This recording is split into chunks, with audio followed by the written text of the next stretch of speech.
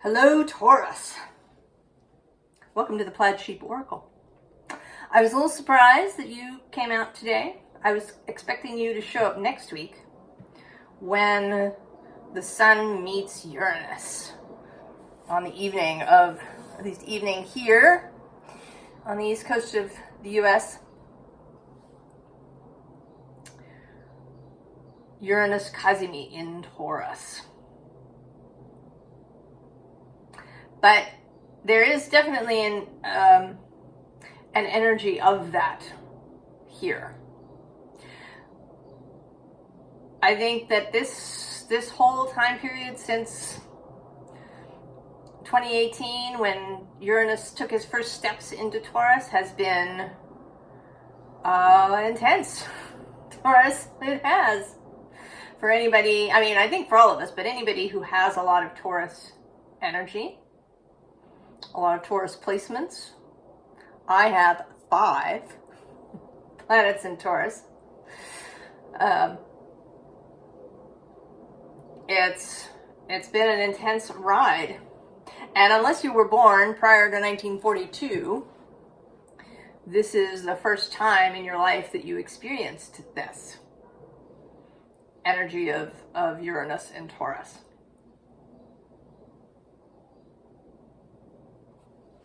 So we have here this fire spirit energy. And how this feels is that this is you. You're standing there, you've got all this energy, it's been building in you. And you don't know what to do with it. You're kind of,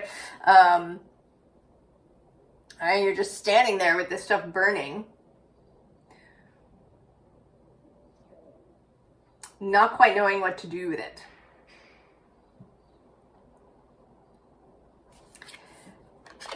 Now, prior to these years, if you'd asked me what I thought of Taurus energy and could Taurus hold a lot of energy, I would have said yes.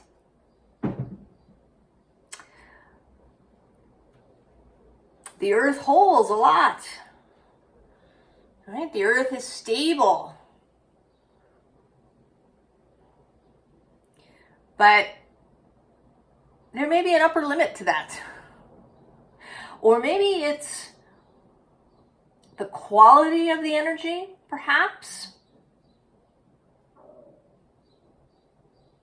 Because certainly one can see that with Earth, a point is reached with the addition of energy. Showing up, with the other elements.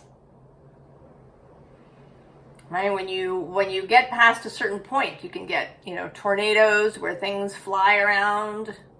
You can get floods where even, and mudslides where things are washed away. Volcanoes, of course. And earthquakes. So there is a limit. And it may be that each of us has some form of energy that is easier for us to hold and some that is more difficult. But however that is for you, you are saturated. And the visible card here is this stillness card, which again is not difficult for Taurus. I think Taurus can be quite still. The Taurus is somebody who, if there's nothing to do, maybe can do nothing. Taurus often has a strong kind of work ethic. Maybe likes to be doing things. But I think the Taurus is also capable of great stillness. But now,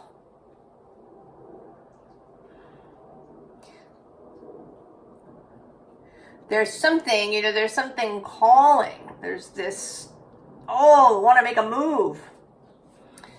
Now below the stillness is happiness.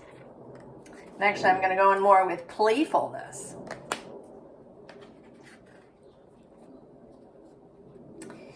And then on the other side is this Pegasus transcending in the unseen underlying.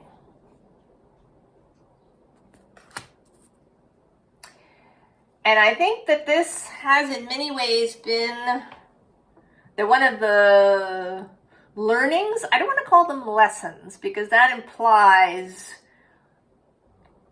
a plan, like a lesson plan. And I don't actually think that's true. I don't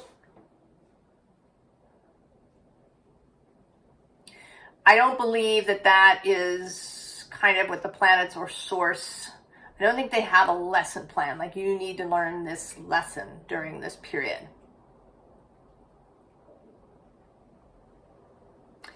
I almost want to say that the planets don't teach. They do, and then we can learn or not.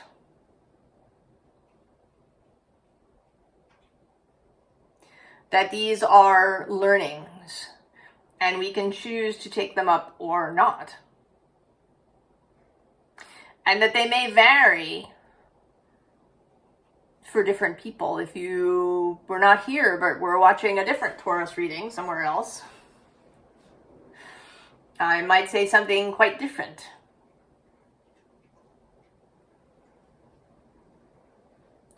But if you are here, I think one of the things that you have been learning, whether you know it or not, or that has been available for you to learn, is how to channel, how to circulate energy so that A, so that you're not overset or overwhelmed, and B, so that it is available to you when you need it. Because if you kind of collect energy and collect until you can't stand it anymore, and then you just blow it all out, that's not useful.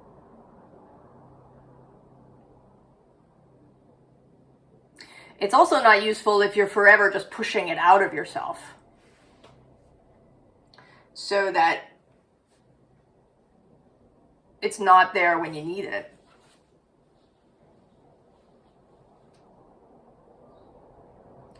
That this time of Uranus through Taurus has been this opportunity to learn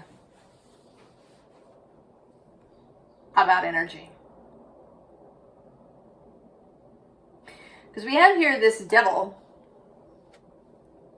and this feels a bit like kind of the feast or famine.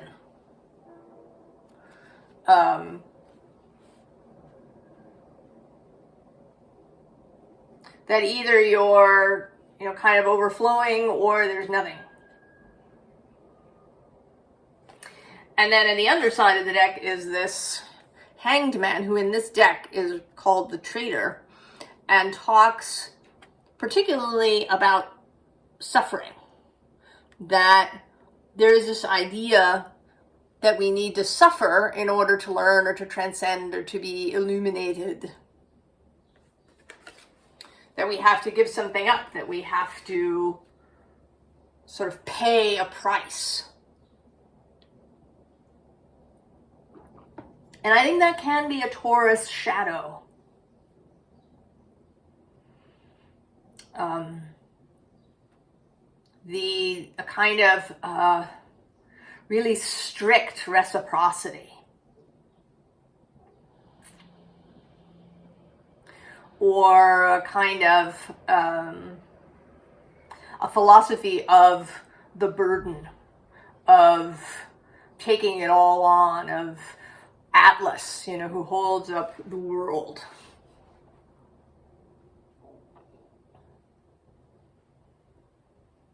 Or Sisyphus, who's forever rolling the rock up the hill.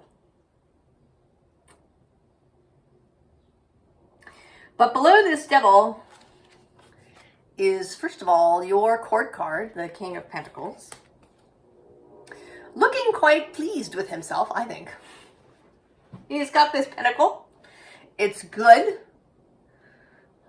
He feels good about it. And then below him is the Empress. And also the Moon, who is an exalted guest in Taurus. And interestingly, I am just noticing now, actually, where's the Devil? So in this Devil card, we have appetite and then we have unreason. And in the Moon card, we have appetite and reason and will. So it's a related card to this Devil, but it is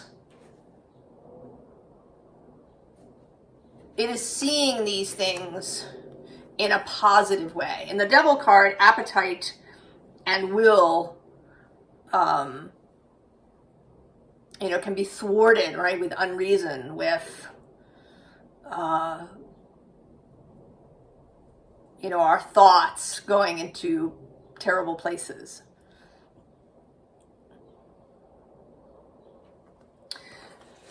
But here is this card of reason returning, and actually I'm going to go one more below that is the Nine of Cups.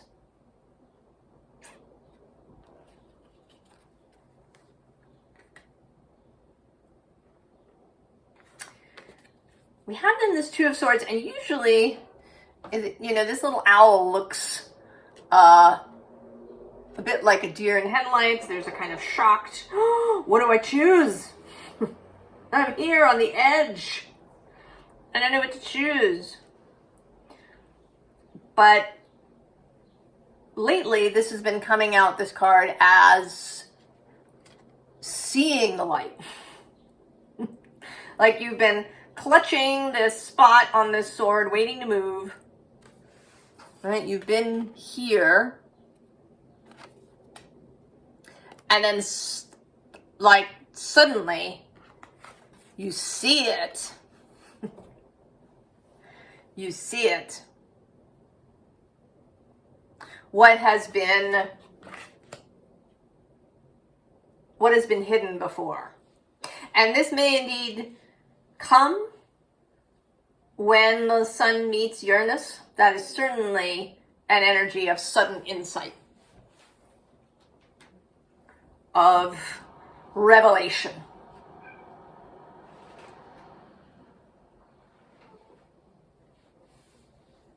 So it may come, and it may be that this reading is coming out now so that you will be prepared.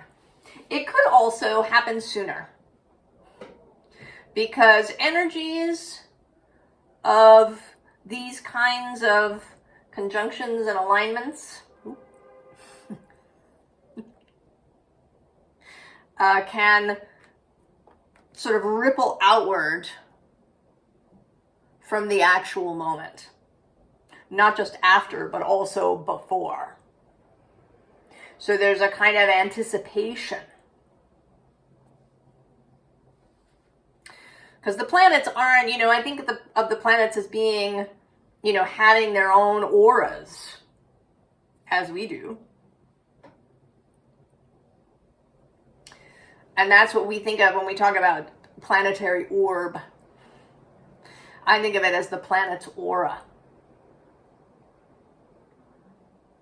And then it can, be different sizes depending on the moment in time and perhaps the sign and the season and all kinds of different things.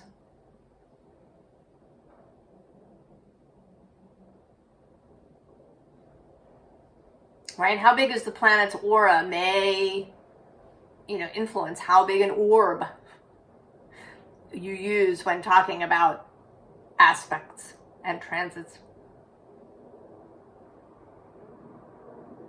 And otherwise, it's right, two planets meeting. And just like you can sometimes feel someone coming towards you, I think the planets do as well.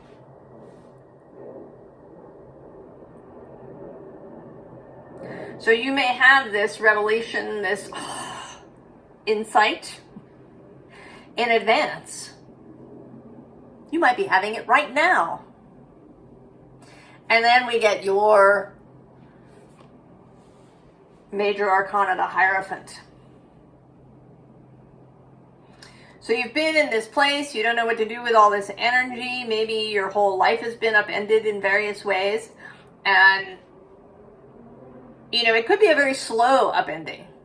You know, that things have changed, that if you looked back 7 years ago, that what you have now is really very different, but that it wasn't a sudden move from A to B, that you kind of pass through, you know, A and A prime and A squared and so on until you finally get to B.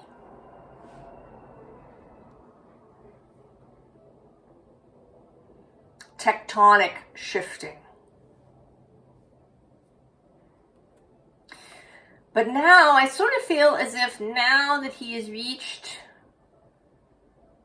the end of Taurus, when he passes through these last few degrees this year and then early next year after his retrograde, that might be a kind of sudden shift or a clear shift from one thing to another. One example, you've been in school, you've been, you know, training to be something new, you've been getting your PhD, and you've learned a lot in the last 7 years. You know, maybe things about you have changed, perhaps little things about your life have changed as you went along, but now you're going to graduate. You know, you're going to get you'll be a full doctor, you'll have your full PhD or whatever it is. And then then there's a big change that's clear.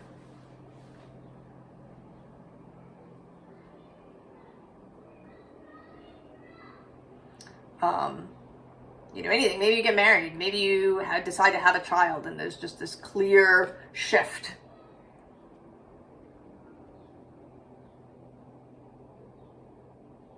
And this card is feeling like a real kind of commitment to this new path. And then interestingly, there's this Knight of Pentacles.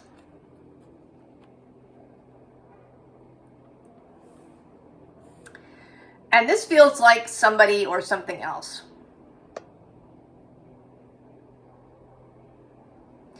You're going to make this commitment shift after you see the light. You graduate in whatever way that is. And when you start to move forward, you will meet this.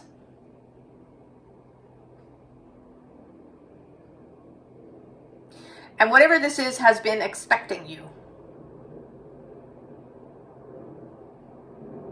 I mean, it may be somebody else who, like you, right, that you're meeting this way.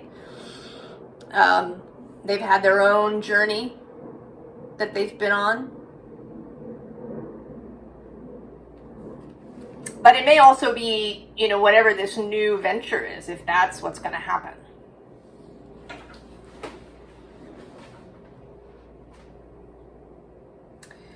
So interestingly then, we get the Hanged Man again, but this time in a very different shape. This is not an image of suffering, but an image of lightness, an image of dance, an image of deciding to look at things from this altered perspective for the joy of it.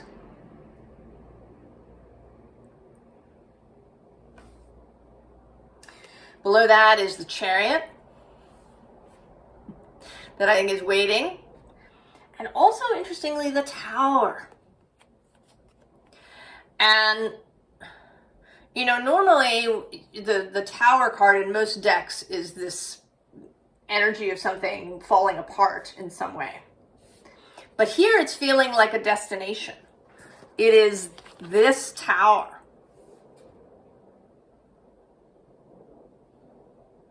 this person or thing that you are moving towards. And it's this energy of lightness and play that's going to allow you to get there. And then actually, as you repeat, right below this tower is this Two of Air. Again, the sense of the dance, of not being, right, not standing stiffly in place, holding your energy, but the dance.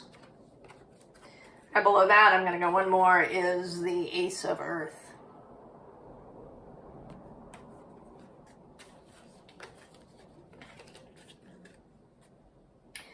The bottom here is the Three of Earth. And again, this has this sense of whatever this is, that someone or something is expecting you. There's a candle in the window. They're, keeping an eye out for you.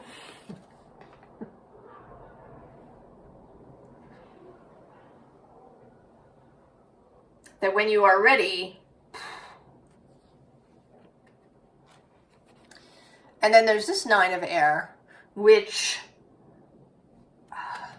today is, feeling like this circulating energy. You have learned how to circulate the energy so that you don't feel overwhelmed, that you're not just pushing it out of yourself so that it's not uncomfortable. That it's available to you, that it feels good.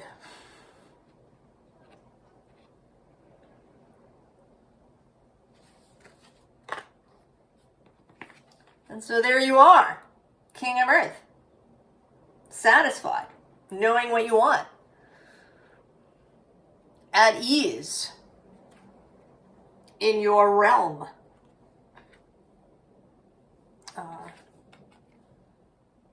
At ease in your day-to-day life.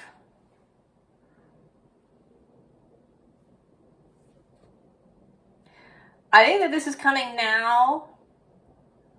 One, because we are going to have this, I think it might be is it the last?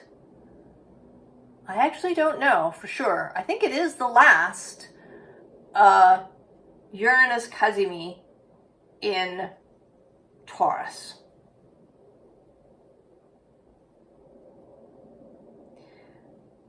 So it is kind of the last revelation. It's the final signpost before, right? The train is coming to its terminus. You're getting the final call to gather all your belongings before you exit the train.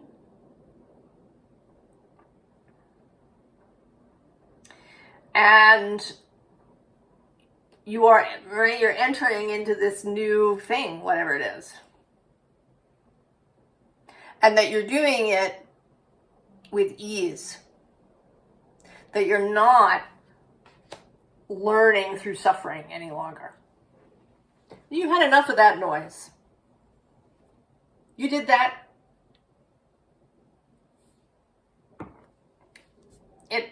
You learned some things from that, but it's not necessary anymore. And then we have the Ace of Water, the Ace of Cups, this pearl of great price. The understanding, the knowledge, the new learning, the vision.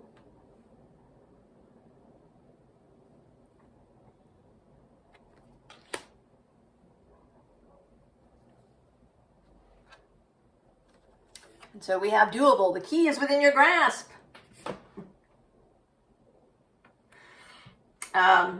Underneath that is mosaic. Let chance play its creative role in your life. So that may be another learning from Uranus.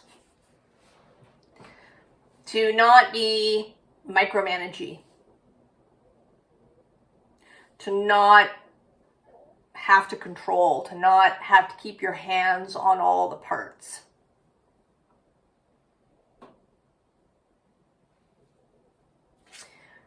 Now the underside, interestingly, is Maximus. How can you feed others when your own table is empty? And then we also have Minimus. Commune with the source. And I'm noticing now, I don't always, but this Fire Spirit card is 17, as is this card, and as is the Star card in the tarot, although the Star has not come out.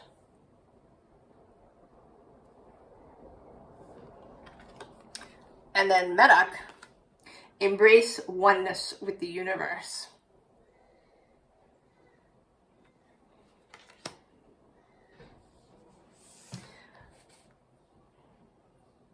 Really, the idea of not having to do every last blessed thing yourself is in part about your relationship to the universe.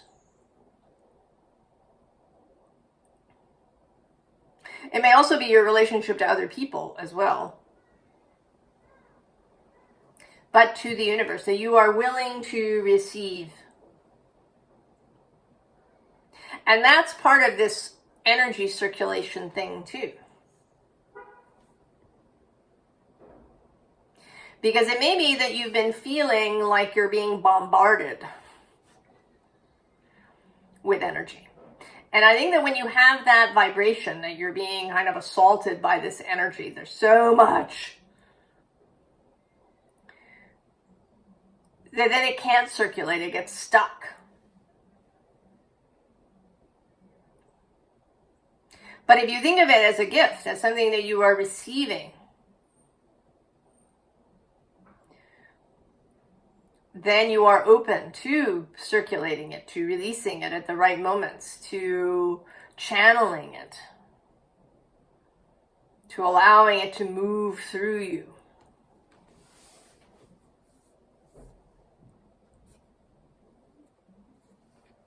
And so we have this Four of Roots, Four of Pentacles. And the bottom of the deck is this Five of Blues, Five of Cups energy.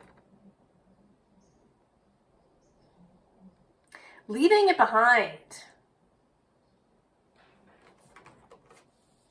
Kind of once and for all. Below this Four of Roots is the Lovers.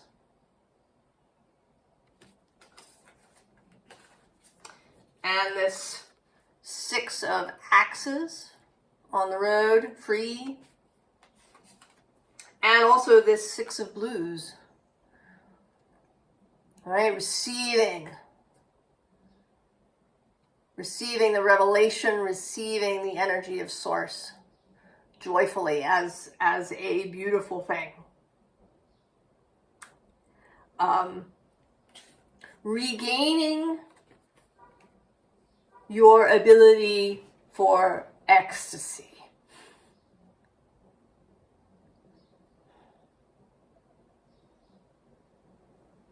Regaining your ability for ecstatic experience.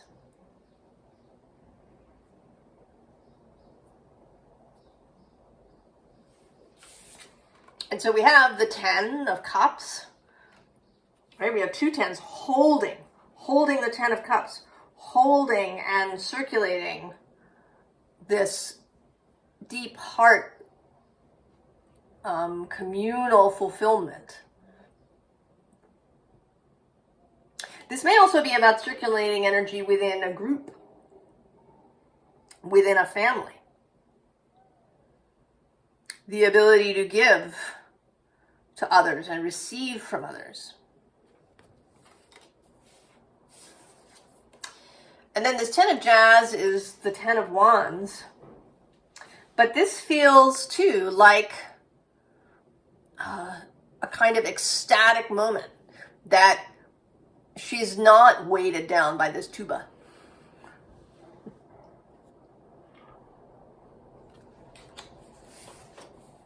And then the Moon. Connection. connection to universal energies, connection to your own emotional center, a willingness to be in uncertainty, to not know, to live in mystery. And that can, I think, be a tricky thing for Taurus too. You know, Taurus can be somebody who likes things a little clear cut. I like to know, right, a solid answer.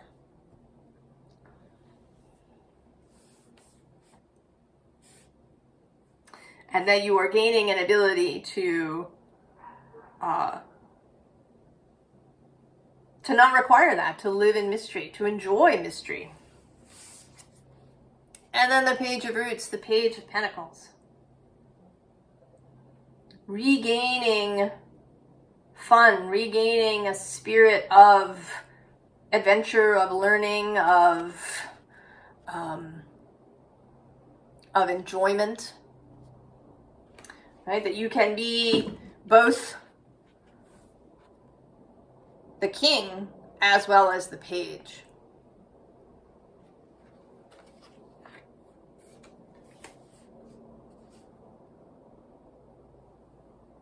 That you are not required to be just one thing. I mean, overall, this seems like regaining fluidity. Because although the earth, when we think of the earth element, we do think of something that is fixed, the most fixed of the fixed signs, that the earth is stable. But in point of fact, the earth moves quite a lot. Right? The core of the planet is liquid, molten metal. Then there's the tectonic plates that shift.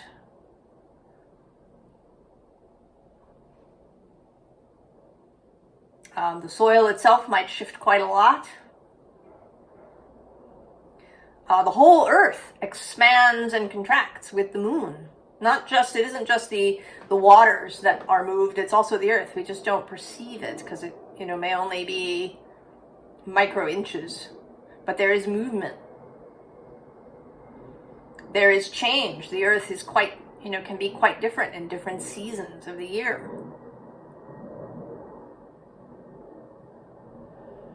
So I think you're regaining some flexibility, some movement, some capability for ecstatic experience, for change, for growth.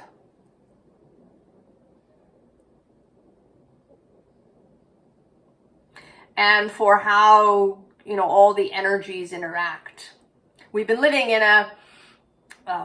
in this modern age in the idea that the material world is, stuck the way it is. I mean, yeah, you can act on it with chemistry or with electricity, but, right, some sort of force has to be applied. Even though quantum mechanics is more than 100 years old now. Right, this daily experience is what takes precedence. And I think that you now, and maybe the fixed signs in general, are leading the way with Pluto moving through Aquarius into a new understanding. Probably not for everybody, but for a lot more of us, about the true nature of reality and of physical reality.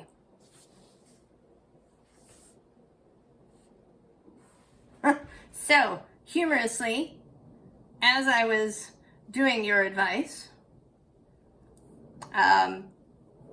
my phone storage was full. It stopped filming. Channeling the energy, Taurus. So, formal advice from here. Touch the sky. You are not absolutely grounded.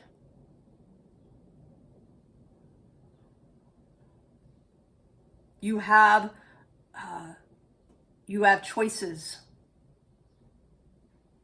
Below that, abracadabra. As I speak, so shall it be.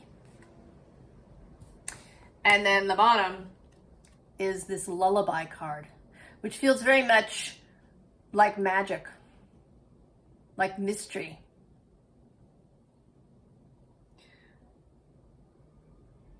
You don't have to know everything. Allow, right? Allow this. You know, of course, it isn't really chance. It's the magic. Allow the magic in your life.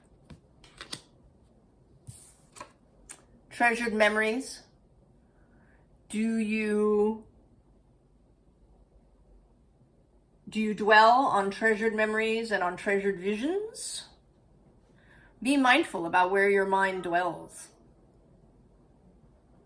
And if you have this idea that your mind is kind of stuck, that you can't change it, review that belief. If you have a belief that change is hard, review that belief. The perfect key, you. You have the key. It's in your little hand. You don't need to be rescued by anybody else. You can do it, and it's not hard. It doesn't have to be hard or laborious or filled with suffering.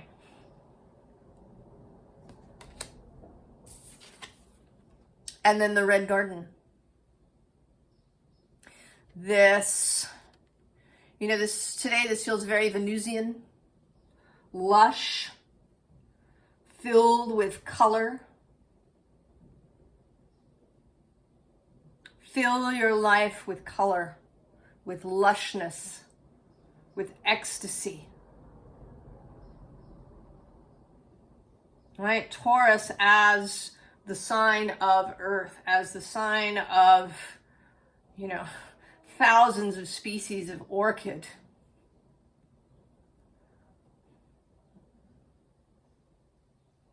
Of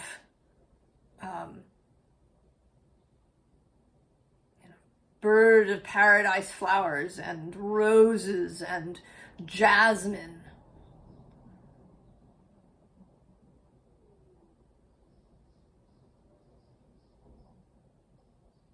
Not bare earth, not cold, hard, stagnant earth, but juicy, prolific, fecund, fertile, vital, green, lush earth.